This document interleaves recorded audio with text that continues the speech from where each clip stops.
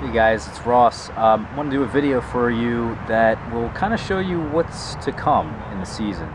I like to grow many different fruits, as many fruits as I can get to grow here, and a lot of them I think are things that people never even heard of. Something like a currant or a gooseberry or honeyberry, goji berry. I mean, there's all kinds of different things that you can grow here that you probably didn't know, here in Zone 7. And you can grow a lot of this stuff even as far as Canada. And they're actually quite tasty. And I just want to give you guys a little bit of a preview of the plants and what they look like now in the spring.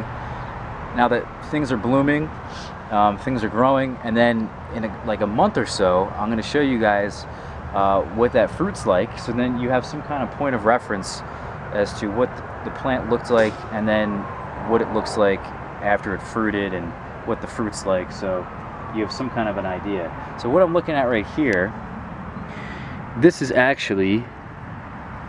currant, and there's red currants, there's black currants, and they're forming these currants on these little strands, and these are they were illegal in many states. I think they still are in many states, because they kill a certain tree. They carry a disease that kills a certain tree. But in my opinion, they're very beautiful plants. I plant them underneath. These plants I'm about to mention to you are all very shrubby, and they go really well, in my mind, underneath trees, because that's kind of what their natural habitat is, right? If you think about it, this thing's only going to get to maybe 4 or 5 feet tall, and that's it. So it's kind of like meant to be as an understory plant. So this can handle shadier conditions, and that's exactly where we are right now. So this location right here, I have apple trees here, but these apples are not really getting full sun. You can see they're flowering perfectly, you know, they're all flowering, but this location here doesn't really get full sun. This over here gets about 6 hours, and in this bed I have a couple of interesting fruits. This is something called comfrey, which is now flowering for me, but this over here is a honeyberry, and this guy over here, that's Goumi. And they all kind of get roughly to be the same height, but Goumi, I think, is a much larger plant.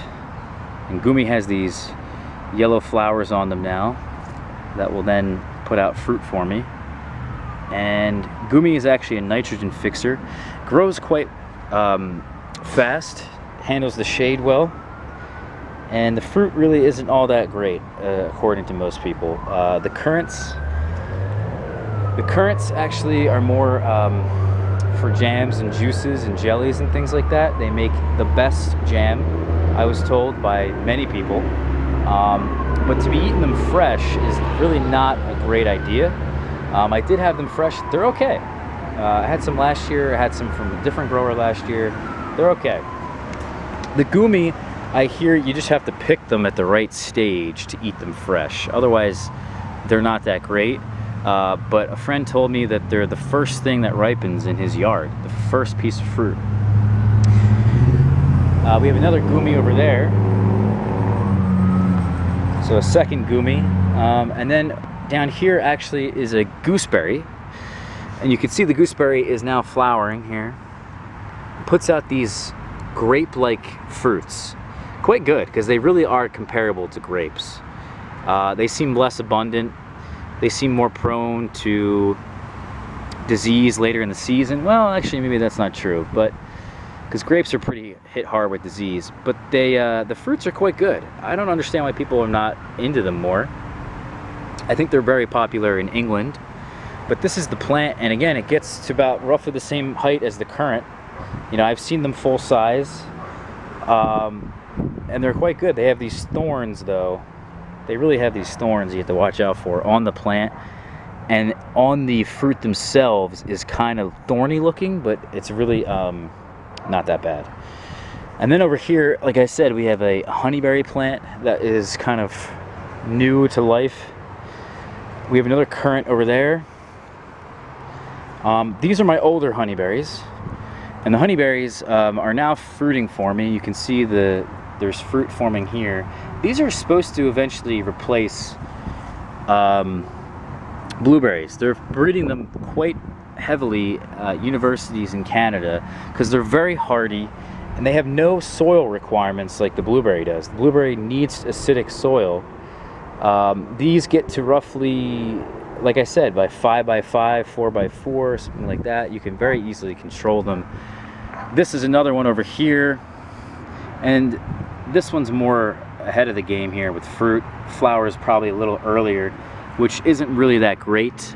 These are meant to be in an environment that's very cold, that doesn't really get hit with many late frosts. That's kind of the problem with these. I'm about on the edge here on being able to grow these and not being able to grow these, because someone that gets hit with late frost frequently will not get fruit off of these. So quite unfortunate. But they look like blueberries, but they're in a different shape. You know, they're in this this oval shape. But they get very blue, and apparently they taste very good. Fresh too. So we have, like I said, the currants need to be processed. The gooseberries can be eaten fresh or processed. They make great jam. And then the Goumi as well can be eaten fresh, but do better in different processed ways, I would think. And again, one of the earliest crops. Something else that's very early is my June-bearing strawberries. Of course, you've heard of them, but this will be one of the first fruits I get to eat. You can see all these strawberries flowering. And then if I come to the other side of the yard here really quickly for you, we will get to look at Gojis and more currants.